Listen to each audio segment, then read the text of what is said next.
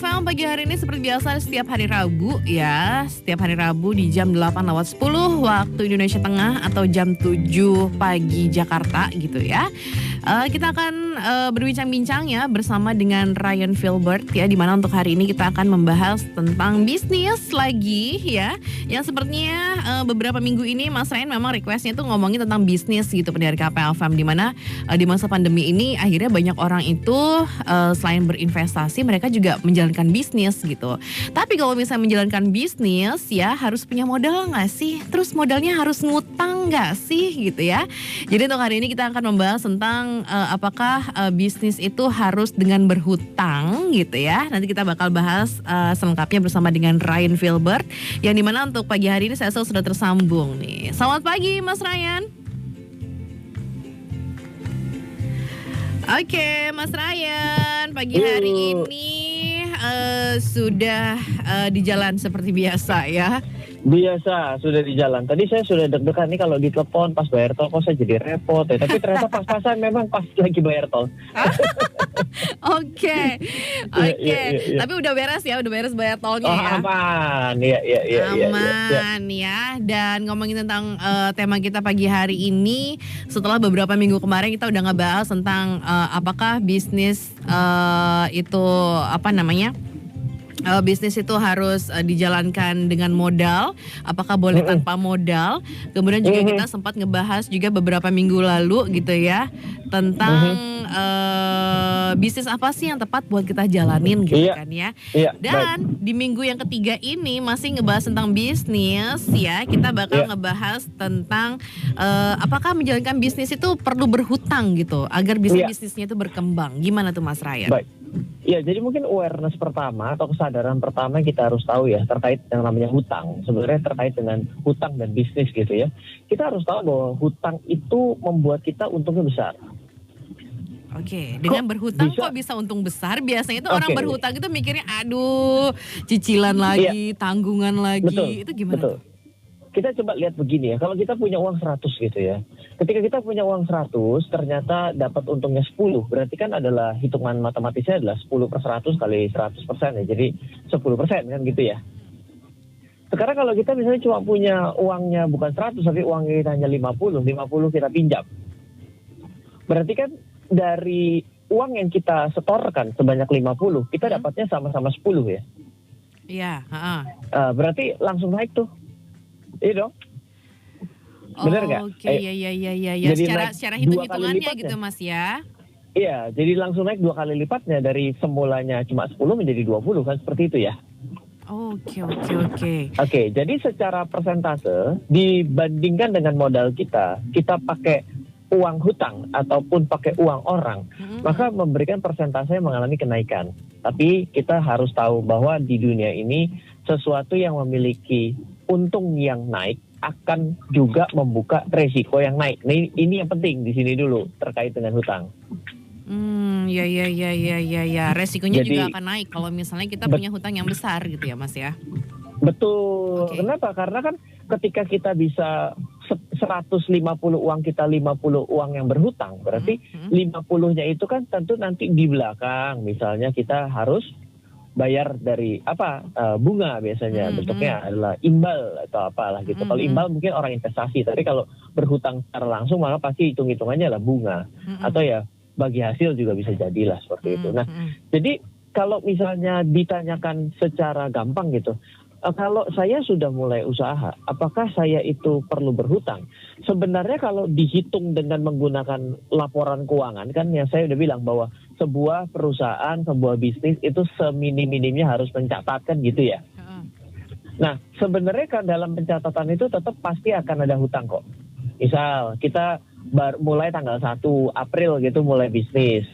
Dan ada yang namanya karyawan kan pasti ada dibayar biaya gaji gitu ya. Benar. Sampai akhir bulan kan berarti kita sebenarnya tengah berhutang pelan-pelan kepada si karyawan itu ya. Iya benar. Jadi sebenarnya kalau dibilang bisa nggak bisnis tanpa hutang 100% tanpa hutang? Nggak bisa karena pasti ada sesuatu hutang-hutang ataupun kewajiban-kewajiban yang belum kita bayar kok dalam 1 bulan itu kepada pihak-pihak lain. Saya bayar internet saya kan dibayar kan per tagihan yang akan muncul. Ya, tapi kan tetap akan ketika berjalan kan saya tetap hutang. Jadi Sebenarnya saya boleh dapat katakan kalau tanpa hutang itu tidak bisa. Nah, bukan itu Ryan maksud hutang yang saya maksud. Hutang itu adalah kalau saya perlu untuk modal saya untuk menjadi lebih besar usaha saya. Apakah saya perlu berhutang? Berarti kan pertanyaannya jadi sebenarnya adalah hutang untuk usaha kita, kan gitu ya? Hutang untuk modal gitu ya? Betul. Nah, sekarang kalau hutang untuk modal kita akan dibagi menjadi dua. Yang namanya bisnis itu ada yang namanya bisnisnya berbentuk produk atau barang gitu ya, atau ada berbentuk jasa gitu ya. Nah, kalau yang jasa itu biasanya sih dalam era zaman dulu itu tidak perlu modal yang cukup lebih besar sehingga bisa saja tidak dijalankan dengan hutang. Oke, karena tidak ada biaya produksi ya Mas ya untuk produksi produknya betul, gitu ya. Betul. Kalau misalnya saya itu produksi sebuah apa namanya ya, misalnya susu ya kan, jadi sampai susu kemasan itu kan pasti berbentuk barang itu kan ada suatu belanja modal ya. Iya benar-benar. Bisa jadi untuk susunya, bisa jadi untuk packingnya, bisa jadi untuk pabriknya, maka lebih ekstrim lagi. Jadi itu yang menjadi berat untuk orang mulai. Nah, tapi saya akan coba begini ya. Kalau kita bilang, oh jadi yang namanya hutang itu saya perusahaannya adalah berbentuk barang, tapi selama ini modal sendiri nggak bisa. Bisa, tapi mungkin akan cukup memakan waktu sampai akhirnya mencapai suatu level tertentu. Kalau orang bilang untuk jadi kaya loh, untuk jadi kaya itu angkanya berapa? Omongannya kan bisa nggak sama. Bayangan kekayaan bagi Mbak Cecil, bayangan kekayaan bagi Ryan, bayangan kekayaan bagi seluruh pendengar KP pada saat ini mungkin angkanya beda. Benar. Mbak Cecil, nolnya 12. Gitu? Nolnya 12, tapi jangan yang di depan koma. Oh di iya, depan koma berarti 0,0000000. Jangan. Komanya di belakang aja 2 ya. Betul. Kalau misalnya bayangan kaya untuk Ryan mungkin nolnya 9. Nah, berarti kan beda-beda. Itu kalau mau dikejar tanpa hutang sama sekali, mungkin agak berat. Bisa tapi berat gitu Mas ya. Berat, apalagi bukan barang jasa, tapi adalah bukannya produknya jasa, tapi adalah barang jadi gitu ya. Iya, apapun benar. Gitu. Itu akan sangat sulit. Nah, tapi saya coba untuk tantang kembali gitu ya. Ketika Anda mau berhutang, lebih baik kita ikut aturan bank. Walaupun kita nggak berhutang ke bank. Jadi gimana kalau misalnya, prosedurnya? Kalau kita punya aturan bank, itu pasti pernah dengar namanya 5C. C yang pertama, capacity. Jadi yang pertama kali itu kalau dari versi bank itu adalah karakter kita yang memang mau niat bayar utang. Itu juga kita bisa pakai. Sebenarnya Anda ini niat bayar atau niat ngemblang? Loh iya. Ada orang yang dari awal niatnya itu memang ngemblang loh. Iya, baru tahu Contoh, saya ceritain tapi don't try this at home. Tapi ini penting bahwa ini jadi penilaian yang sangat berat bagi seorang rekan saya, kepada saya juga gitu ya. Dia itu tiba-tiba menelepon saya, aduh Ryan kok saya punya bermasalah ya di pinjaman online. Oh kenapa kok pinjaman online? Iya pinjaman online ini saya kok dibilang nggak bayar. Oh oke. Sekarang kebetulan saya punya akses, saya coba liatin. Oh iya bener kok, kamu katanya disebut nggak bayar. Terus saya bilang kenapa nggak bayar? Terus dia pura-puranya begini. Loh, itu kan waktu awal-awal dia buka perusahaan pinjaman online bodong. Kalau pinjaman online bodong kan saya nggak harus bayar. Loh, saya bilang, kok kamu bisa pinjam? Iya. Kan duitnya udah diterima gitu ya. Dan kamu tahu bahwa ini pinjaman online bodong. Berarti kan dari awalnya niatnya nggak bayar kan? Iya. Langsung saya blacklist dari nomor handphone saya. Oh, oke. Daripada harus berurusan sama orang yang kayak begitu ya Mas ya. Iya, niatnya ini jelek sekali gitu. Iya benar. Jadi dia memang dia bilang bahwa ada pinjaman online yang hari ini ada dan di daftar OJK dan tidak di daftar OJK. Iya benar. Ada perusahaan yang datang secara koboi tidak daftar OJK, tapi dia sadar bahwa dia ilegal, dia menjadi legal, berarti kan seluruh orang-orang yang tidak bayar akan masuk sebagai pinjaman blacklist kan? Benar. Terus dia dengan belagak bodohnya bertanya, kok kenapa saya tidak bisa pinjam online ya? Terus dia bisa jawab, waktu itu kan dia bodong. Kalau bodong apa iya perlu dibayar loh? Kalau emang perlu dibayar atau tidak, mau pinjaman teman pun atau tidak tetap saja harus bayar. Harus dibayar. Namanya juga pinjam ya dibalikin gitu ya. Kecuali minta ya Mas ya. Kalau minta mau nggak dibalikin juga nggak apa-apa. minta dan ngerampok nggak perlu balikin, tinggal tunggu ditangkap aja. Iya, benar. Jadi istilahnya tuh untuk memulai usahanya pun juga kalau misalnya memang mau ya usahanya tuh cepat gitu untuk berkembang, ya mau tidak mau memang harus menambahkan modal. Apalagi misalnya bisnisnya itu bergerak di bidang barang gitu ya, bukan jasa barang, bukan gitu. Jasa. Biasanya memang lebih berat. Oke, saya akan lanjutkan. Mari kita itu memagari dari diri kita sebelum kita berhutang itu, jangan kita itu seolah-olah mencobai orang lain, saya boleh ngutang nggak? Itu menurut saya nggak seru. Banyak orang yang begitu sebenarnya, coba-coba ngajuin KPR, coba-coba. Karena dia sebenarnya nggak tahu bahwa dia itu sebenarnya cocok atau tidak ngajuin KPR. Benar.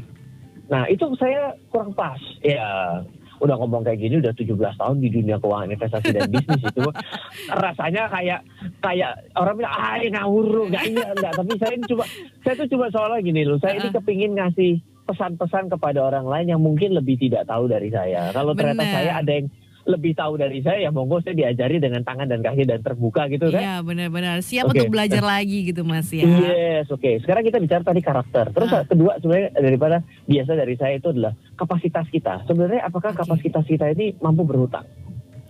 Jadi kalau kapasitas kita mampu berhutang, itu sebenarnya gampangnya begini. Kalau Anda itu sudah punya omset, omset Anda katakanlah 1 bulan, omset itu adalah gampangnya rekening koran Anda, rekening tabungan Anda, itu lihat semua yang ada di sisi kredit.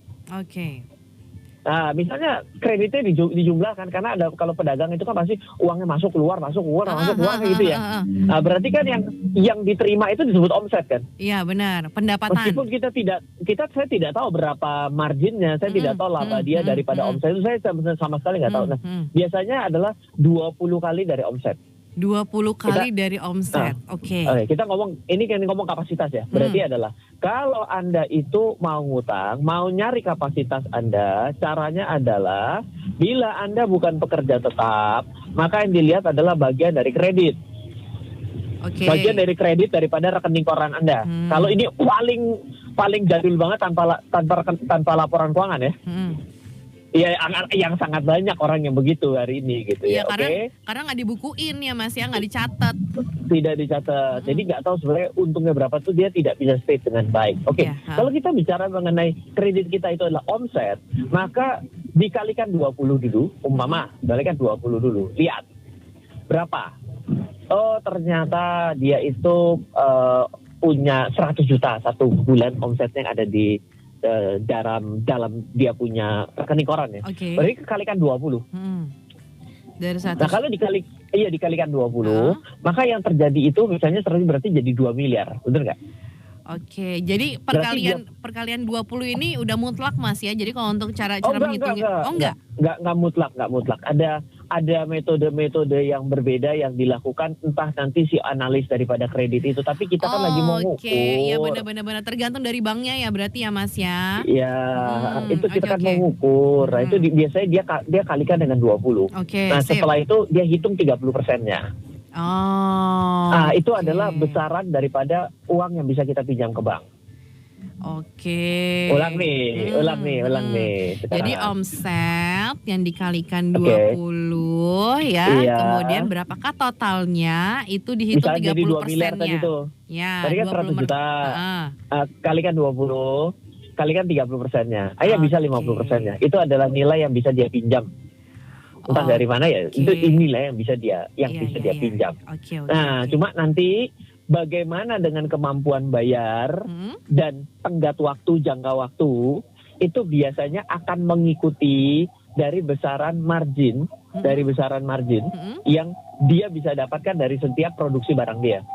Misal, ternyata saya itu bisa dapetin untung itu satu barang ini sekitar 20% gitu kan. Nanti kan akan muncul laba bersih dong. Berarti kan kalau dari 100 juta dia cuma 20% kan berarti dia cuma 20 juta ya. 2%. Lah masa iya cicilan ke banknya sebulan adalah 20 juta, ya berarti dia nggak dapat makan apa-apa toh. Berarti itu namanya sedang numpuk hutang kan. Bener ya, jadi nggak berkembang malah Mas ya. Betul. Usahanya. Nah itu tinggal dihitung dari jumlah plafon itu, nanti layaknya itu 10 tahun, 5 tahun, ya kan ada metode-metode perhitungan cicilan yang berbeda-beda ya. Ada cicilan bayar plus pokok, plus bunga kan gitu ya. Ada yang kredit rekening koran hanya melihat plafon saja. Pokoknya kita setiap ada uang kita tutup kan begitu ya. Jadi kita melihat karakter kita memang niat bayar. Yang kedua adalah kapasitas kita ya. Mungkin kalau dari yang selanjutnya yang biasa dilihat juga adalah apa jaminan kita.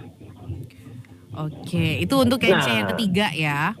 Betul. Nah kalau misalnya yang ketiga kita bicara mengenai jaminan kita, ya berarti ya kita itu apa yang kita akan jaminkan. Nah kembali lagi orang yang akan hutangkan kita itu tetap dengan sudut pandang apa sih, Mbak Sisil? Ya tentu adalah sebenarnya kalau misalnya jaminan kita itu adalah ya dilihat lagi kalau jaminan kita itu tanpa jaminan, maka kan bagi dia resikonya lebih tinggi. Maka secara otomatis bunganya akan lebih tinggi. Lebih gede, benar. Gitu. Jadi kita mesti melihat daripada jaminan. Nah, lalu juga kita harus melihat nih kondisi-kondisi yang mungkin bisa mendukung kita untuk meminjam uang. Jadi contohnya kayak 2021 ini kan banyak sekali kelonggaran kita untuk kredit. Karena apa? Karena kan boleh dibilang harus ada uang yang berputar agar bisa terjadi suatu pertumbuhan ekonomi di mana negara kita saat ini masih pandemi sehingga pertumbuhan ekonomi kan terhambat ya. Iya, masih melambat juga. Betul. Jadi kalau Anda ternyata dari karakter dan juga dari kapasitas itu mencukupi, pada hari ini Anda adalah orang yang ada di jajaran depan untuk diutangin sama bank. Kesempatan untuk bisa berhutang itu lebih besar ya Mas ya. Betul. Jadi kalau misalnya Pak kembali lagi gitu, jadi menurut Ren nyaranin saya berhutang. Iya. Enggak juga begitu sih, karena apa? Karena ada banyak cara loh sebenarnya dalam kita bisa mendapatkan uang untuk kita menambah modal kita. Contoh ya, untuk ini just the idea kalau Anda adalah orang-orang yang mungkin sudah punya restoran, Anda mungkin sudah punya barang yang sangat bagus ya. Itu misalnya dengan sudut pandang franchise. Oke, dibikinkan versi franchise-nya. Franchise-nya. Jadi ketika mungkin pertama-tama bukan franchise tapi namanya BO, business opportunity gitu ya. Yang paling penting itu ketika kita sudah punya sebuah bisnis yang jalan, memang pada akhirnya harus dicatat. Sehingga ada orang lain yang bisa membaca bahwa bisnis kita itu untung. Kan saya pernah ngomong ya kayak gitu ya. Karena tanpa dicatat yang tahu cuma kita sama Tuhan. Iya benar. Tidak akan terlihat gitu. Makanya pada saat kita memulai bisnis itu kita harus punya pembukuan yang baik gitu ya Mas ya. Susah sih kalau sampai kata-kata pembukuan yang baik itu jujur sulit gitu.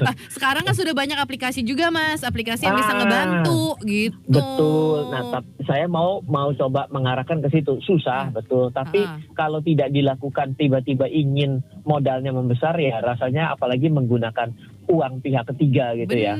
Rasanya jadi setengah bagian nyimpi, setengah bagian kasihan. Benar. Karena memang kalau ngomongin tentang bisnis nih sekarang nih bukan cuma orang-orang yang berduit aja yang bisa berbisnis gitu. Bahkan anak-anak sekolah itu udah mulai menjalankan bisnis mereka yang kecil-kecil gitu ya.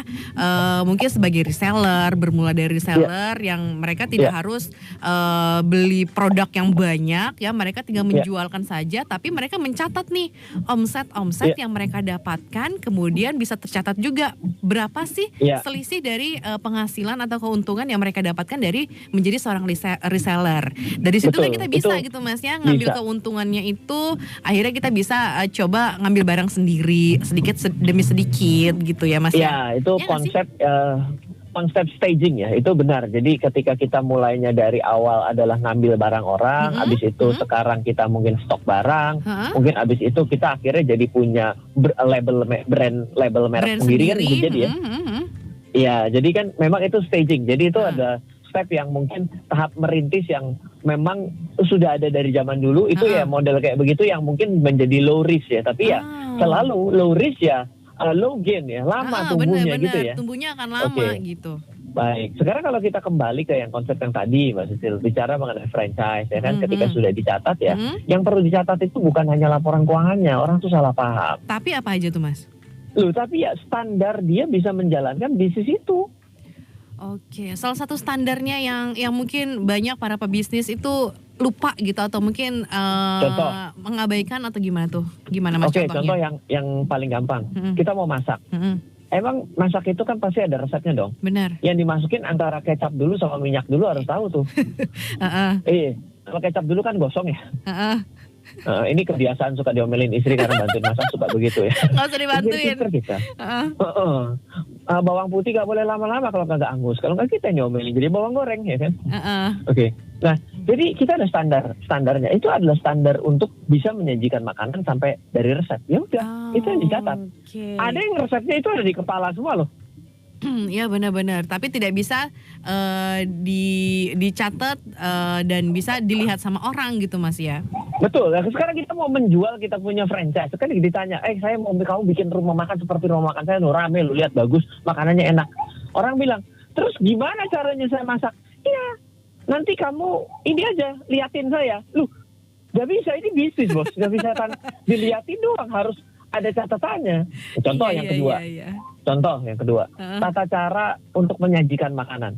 Coba Anda pergi ke yang namanya restoran-restoran cepat saji yang sudah sangat well known di Indonesia. Apa tata cara menyapanya, tata cara penyajiannya? Beda jauh dari satu tempat dengan tempat lain? Enggak, sama. Semua sama. Karena franchise ya. Betul. Selamat pagi, Kak. Selamat datang, mau Kakak. Makan gitu. Betul. Dia udah punya metode upselling yang jelas. Setelah kita beli ayamnya paha bawah, dia tanya paha atasnya. Habis itu udah lebih hebat lagi, ada yang jualan franchise itu ya lebih hebat lagi. Jualannya ayam ditambah suruh beli CD, hebat gak? Jadi jualan kaset gitu kan. Betul. Itu kan gitu ya. Nah, itu udah metode gitu. Itu namanya tercatat. Bahkan sampai supplier daripada ayamnya pun dia tunjuk yang mana, betul nggak? Nah benar Kak, biar semua kualitasnya sama gitu ya Mas ya. Biar kualitasnya sama, ukurannya kurang lebih, waktu nganternya tepat waktu, ya kan? Benar. Itulah namanya membakukan atas apa yang Anda punya. Dan ini bisa Anda menjadi harga yang mahal loh. Yang bisa bukan harga yang mahal ya, tapi sesuatu yang bisa menjanjikan. Karena franchise itu kan ketika orang lain buka, kita tetap dapat tuh. Mau tetap dapat dari bumbunya yang kita supply, pembagian keuntungannya, kan kita tetap bisa gitu loh. Itu ide kalau Anda memang anti hutang. Oke. Jadi itu salah satu ide untuk pendengar KPFM yang anti hutang, bisa menggunakan metode yang itu, bikin franchise. Silakan. Nah, sekarang kita lanjut yang selanjutnya. Kalau misalnya Pak, kalau itu restoran, standarnya. Ini loh, bikin baju. Mana bisa saya baju itu dibuat kayak begitu? Kalau baju mungkin kita bisa ngambil dengan sudut pandang pre-order gimana? Pakai PO. Saya ternyata sudah jago sekali untuk membuat suatu desain yang sangat oke. Saya sudah punya orang pelanggan tetap saya ada 500 orang. Saya bilang sama pelanggan saya mau bikin konsep baju kayak gini. Jadi 3 minggu lagi. Kamu mau beli nggak? Kamu bayar dulu DP-nya. Bahkan yang namanya Anda bayar ke supplier Anda juga nggak bayar langsung toh. Kan artinya kan pasti bisa saja bayar DP-nya dulu kan. Nah, pre-order bisa terjadi. Sistem pre-order itu kan sebenarnya others people money juga. Ya benar. Biar kita juga tidak terlalu banyak nyetok, yang akhirnya modalnya juga harus lebih banyak ya Mas ya.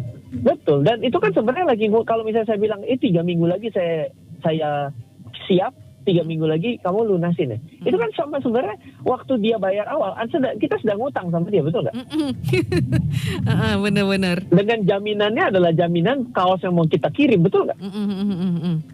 Iya, jadi sebenarnya bukannya makanya saya bilang kalau misalnya kita ini totally tanpa duit orang kok rasanya kayaknya hampir nggak mungkin gitu. Tapi kalau misalnya hutang yang mungkin kita bisa pikirkan sebenarnya itu hutang juga, tapi ini beda akadnya, beda perjanjiannya, tapi pada akhirnya adalah other people money juga. Itu ada banyak bentuknya. Ada banyak sekali bentuknya. Ini baru 2 loh. Dari tadi kita kayaknya baru bahas 2 ya. Yang pertama kan konvensional banget tuh, hitung-hitungan sama bank. Yang kedua itu kita bicara dengan sudut pandang franchise. Yang ketiga kita sudut pandang dengan cara PO. Purchasing untuk pre-order. Kita itu PO, pre-order barang yang akan kita bayar daripada supplier kita termin, betul nggak? Iya.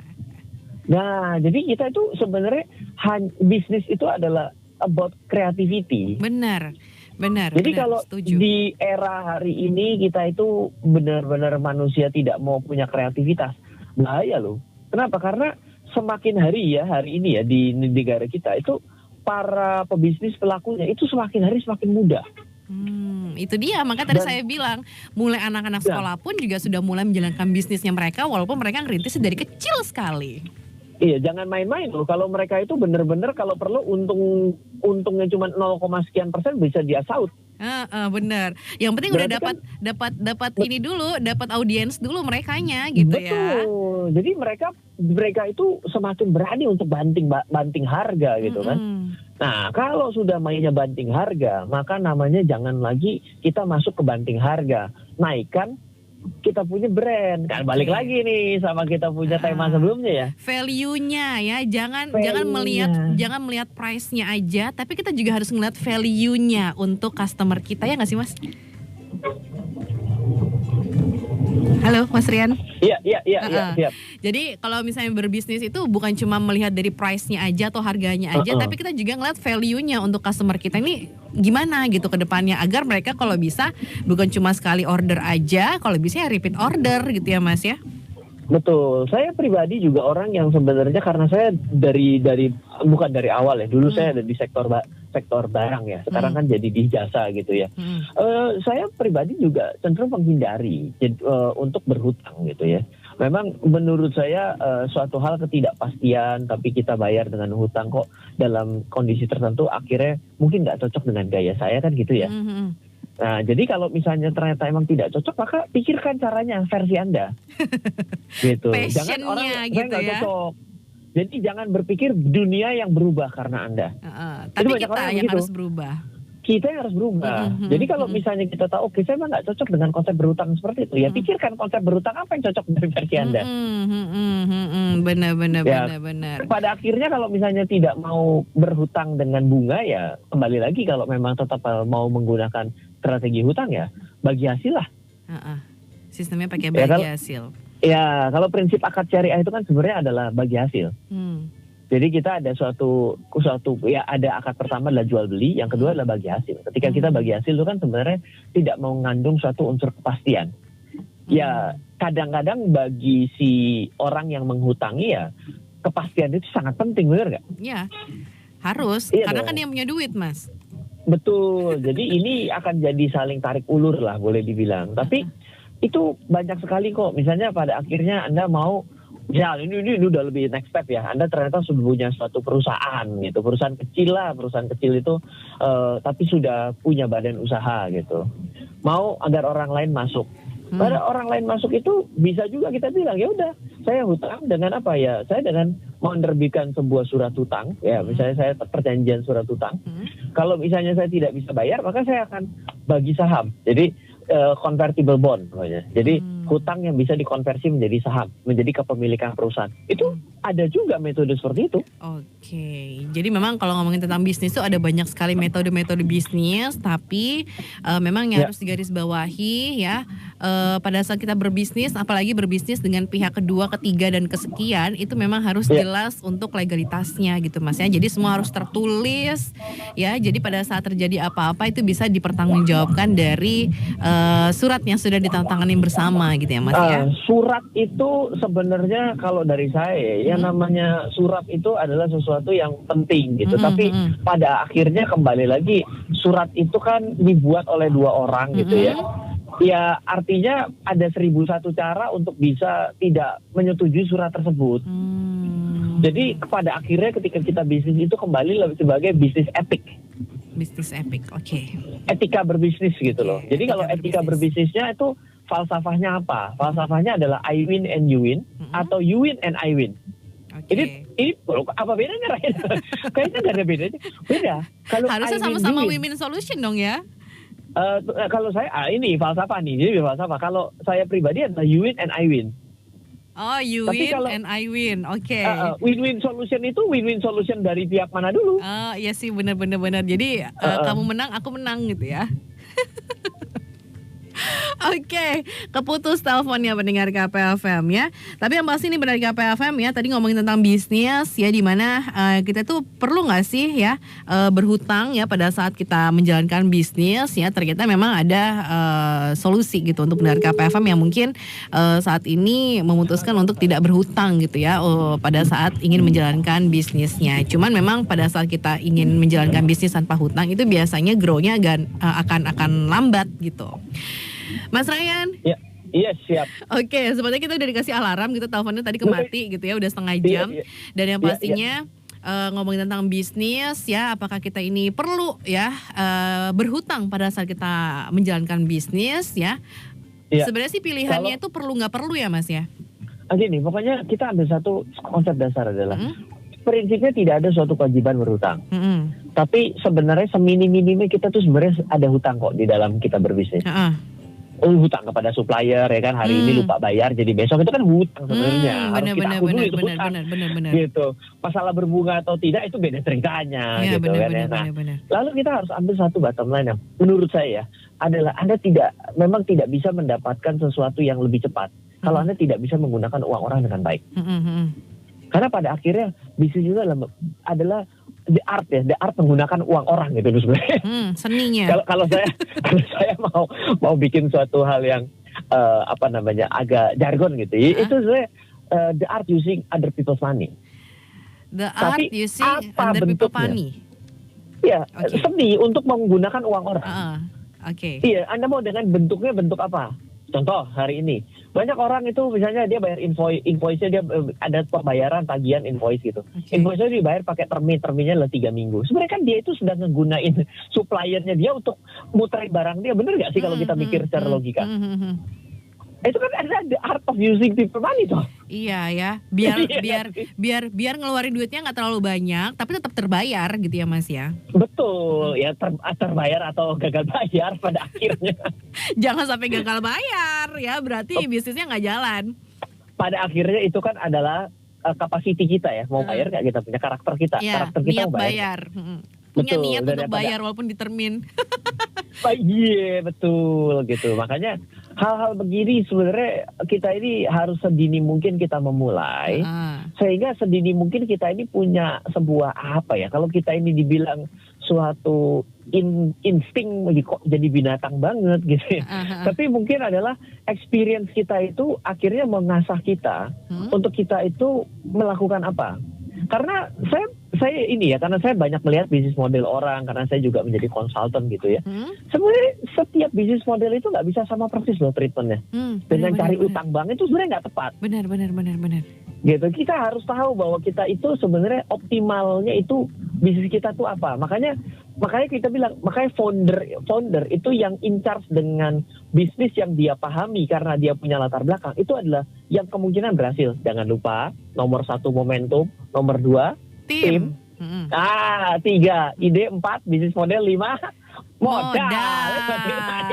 Oke ya, jadi yang pertama itu momentumnya ya. Momentum itu penting banget ya, biar kita itu bisa grow lebih cepat dan bisa menuju goalsnya tuh juga lebih tepat waktu gitu ya Mas ya.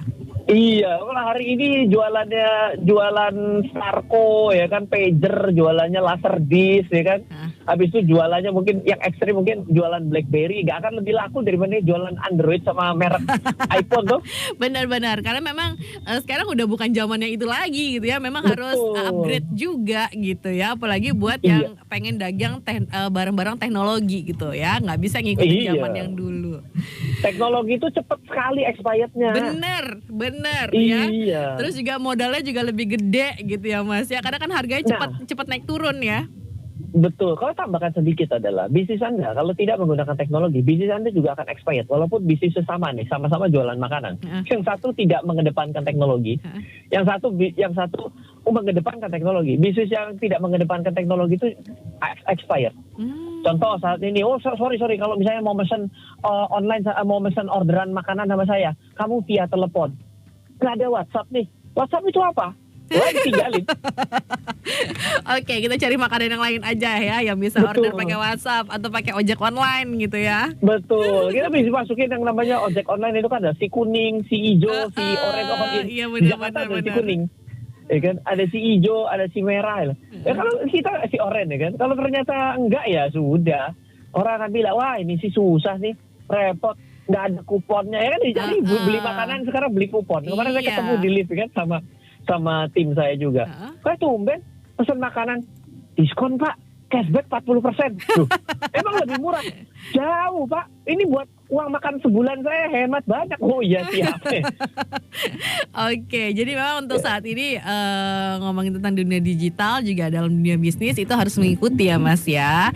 Terutama di Betul. masa pandemi ini yang semuanya serba era digital, semua serba online ya, dan harus mengikuti gitu ya. Nggak bisa nih kalau misalnya cuma berupa toko konvensional tanpa ada online-nya gitu ya. Bahkan sekarang pun juga ada yang bikin tuh cuma kayak mini booth aja ya, tidak begitu ramai orang datang ke sana tapi orderan online-nya banyak Mas.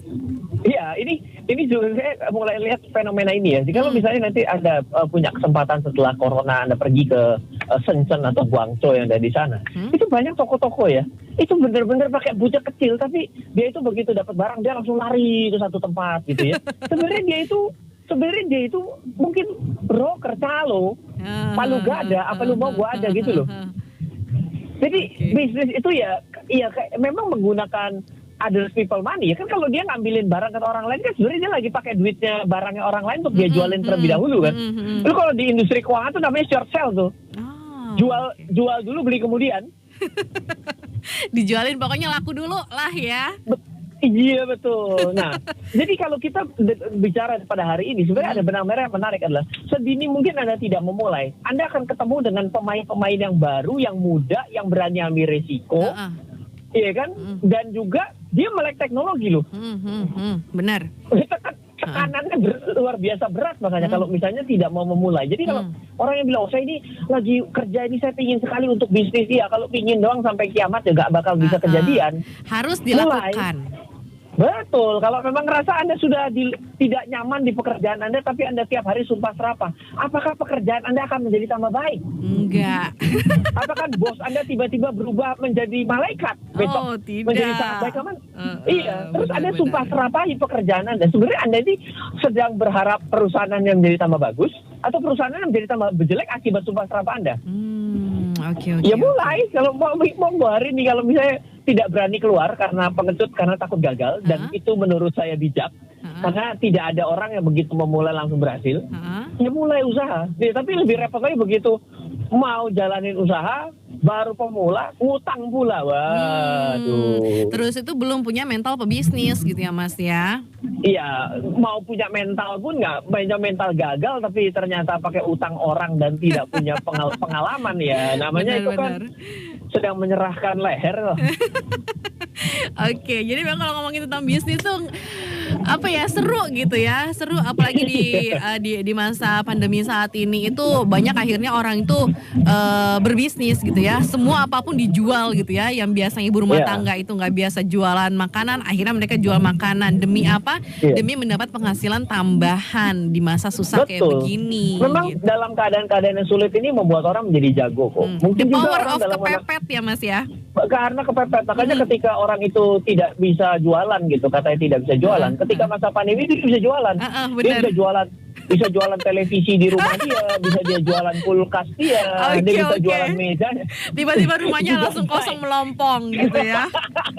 Bahaya ya. Jadi memang kalau ngomongin tentang jualan ya, kalau misalnya ada orang pengen bisnis, aduh Mbak aku tuh nggak jago jualan, aku tuh nggak bisa jualan. Sebenarnya kalau misalnya ngomong jualan, setiap orang tuh punya jiwa jualan ya. Apalagi kalau misalnya dia nggak punya duit ya Mas ya. Oh begini, pertanyaannya kalau saya ditanya, saya nggak bisa jualan, nah punya pacar? Punya, sudah nikah, apalagi? Loh berarti kan Anda bisa jual diri Anda tuh kemarin. Wah, bahaya tuh kalau jual diri ya. Nanti dulu, ini konotasi yang positif loh. Bagaimana caranya Anda bisa memenangkan hati pacar Anda dari persaingan 10 orang? Oke. Berarti Anda lebih jago jualan diri Anda dong di depan orang di depan pacar Anda dibandingkan 9 orang untuk lain. bisa betul mendapatkan pasangan gitu kan ya. Iya. Oke. Betul. Apalagi sudah nikah. Berarti kalau nikah ya itu berarti sudah berhasil menjebak orang untuk satu kondisi yang terus-menerus loh. Benar. Ini bahasanya kok kasar terus ya. Oke, jadi memang kalau kita tentang bisnis itu panjang lebar nih berarti apa yang kita ngobrol udah hampir 1 jam loh Mas, nonstop. Oh, seru. Ini dari Tangerang ke Jakarta udah mau nyampe kantor. Oke, jadi yang pastinya nih ya untuk hari ini untuk mendengar KPFM ya saran dari Mas Ryan kalau ngomongin tentang bisnis ya, apakah kita harus berhutang ya pada saat kita ingin menjalankan bisnis? Ya kalau misalnya mau berhutang ya sah-sah aja. Yang penting kita tuh harus lengkap dengan 3C yang tadi Mas ya, karakternya untuk niat bayar, kemudian kapasitasnya kita gitu ya, apakah kita mampu untuk membayarnya, dan juga kita lihat nih apakah kita ini punya agunan gitu atau jaminan gitu ya. Iya. Pada saat kita mau mengajukan pinjaman atau mau berhutang dengan bank. Tapi kalau misalnya kita nggak mau berhutang, ya mau mengelola uang tabungan kita sebagai modal kita juga nggak apa-apa. Tapi biasanya grow-nya itu akan lebih lama gitu ya Mas ya. Iya, yang jelas adalah bisnis memang the art of using other people money sih kalau menurut saya. Kalau menurut itu Mas tinggal Ryan, kita cari wujudnya, wujud dari menggunakan uang orang itu maksudnya apa? Apakah pre-order kah? Apakah supplier Anda kah yang dipakai uangnya terlebih dahulu untuk jual barang Anda? Apakah Anda bayar pakai termin lah? Atau Anda menjadi broker lah gitu? Atau Anda menjual barang dulu beli kemudian lah? Itu banyak sekali caranya. Yang kita itu setiap bisnis akan memiliki konsep dan use case yang berbeda. Jadi gak bisa diceritakan secara, misalnya tiba-tiba ya kalau model sektor industri itu kalau kita lagi valuasi perusahaannya totalnya udah 120-an lah. Berarti kan itu ada beda-beda ya kan. Bisnis roket sama bisnis mobil pasti agak mirip betul, tapi yang satu pergi ke atas, yang satu perginya lurus ya kan. Tapi bisnis mobil sama bisnis makanan apa ya bisa digunakan dengan metode yang sama untuk menggunakan uang orang? Ya bisa sih dengan hutang gitu. Tapi kan tinggal Anda yang ngolah sendiri di belakang, resikonya tanggung sendiri kan gitu ya. Oke, tapi yang pasti untuk para pebisnis jangan ragu untuk memulai gitu ya. Pokoknya memang harus dimulai dulu. Kalau cuma sekedar diimpikan, diangan-angankan, cuma sekedar pengen tanpa terjun langsung ke dunia bisnisnya, kita nggak akan tahu apa kejadian ke depan gitu ya Mas ya. Plus menyumpah terapahi bosnya. Waduh, saya ini udah nggak cocok kerja di sini. Saya ini pengen keluar tapi nggak keluar juga. Anda ini mau ngapain? Ya deh. Jadi memang nih benar KPFM ya ngomongin tentang bisnis panjang kali lebar tuh banyak sekali ya. Jadi kalau misalnya benar KPFM pengen tahu nih detailnya ya, mungkin bisa langsung cek juga nih melalui YouTube channelnya Mas Ryan, yaitu di RF Channel. Karena di situ tuh juga banyak sekali informasi selain tentang investasi, juga ada tentang bisnis ya yang bisa kita lihat nih di situ ya. Thank you Mas Ryan atas hari ini informasinya. Ya, semoga memantapkan jiwa untuk para pebisnis yang mungkin sampai dengan saat ini itu masih maju mundur ya untuk melakukan menjalankan bisnisnya, mau hutang atau enggak, utang atau enggak ya. Tadi semoga mendapatkan pencerahan dari tema kita hari ini ya Mas ya. Baik. Oke, thank you Mas Ryan. Semoga hari ini lancar. Iya, terima Selamat kasih. pagi. Iya, pagi. Oke, dan yang pastinya nih untuk dari KPFM ya, semoga informasi tentang tema kita hari ini ya tentang berbisnis ya. Bisnis itu butuh berhutang nggak ya? Apakah kita itu butuh hutang ya? Atau mungkin perlu berhutang pada saat kita menjalankan bisnis? Ya silakan aja kalau misalnya mau berhutang. Yang penting kita mampu untuk membayar cicilannya ya. Kemudian kita tuh memiliki kapasitas untuk niat bayar ya. Dan juga kita lihat nih apakah kita ini punya agunan atau mungkin jaminan gitu ya pada saat kita mau menjalankan bisnis kita ya. Jangan sampai pada saat kita mau memulai bisnis ya malah menambah masalah gitu ya. Jadi segera pelajari bisnis apa yang mau kita jalankan, passionnya itu ada di kita atau tidak, itu pendengar KPFM. Dan juga yang pastinya harapan dan juga target semua bisa tercapai sesuai dengan hitung-hitungan yang sudah kita tulis gitu ya. Semoga semua pendengar KPFM yang saat ini sedang galau untuk menjalankan bisnisnya gitu ya, bisa semakin mantap ya setelah mendengarkan siaran pagi hari ini bareng Cecil dan juga Ryan Filbert. Halo, terima kasih sudah menyaksikan video di RF Channel on YouTube. RF Channel adalah channel edukasi untuk kita secara bersama-sama belajar dan mendapatkan aktualisasi mengenai investasi, keuangan, dan bisnis bersama saya, Ryan Filbert, dan tim. Add nomor WhatsApp saya di 0895 07 08 0789 0895 07 08 0789. Download aplikasi MyRF di Android atau iOS untuk mendapatkan artikel dan tema-tema khusus mengenai edukasi investasi, keuangan, dan bisnis pada aplikasi MyRF sekarang juga. Setiap bulan, saya bersama dengan tim memiliki kelas, mulai dari belajar trading dengan analisa teknikal, yang strateginya bisa Anda terapkan pada seluruh market, mulai dari saham, forex, hingga cryptocurrency, atau kelas investasi saham bernama Fundamental Camp. Untuk mengetahui kelas lainnya dan bertanya mengenai kelas, hubungi tim sekarang juga di 0852 882 6187. Sekali lagi, 0852 882 6187. Semoga terus bermanfaat. Dari saya Ryan Filbert, salam investasi untuk Indonesia.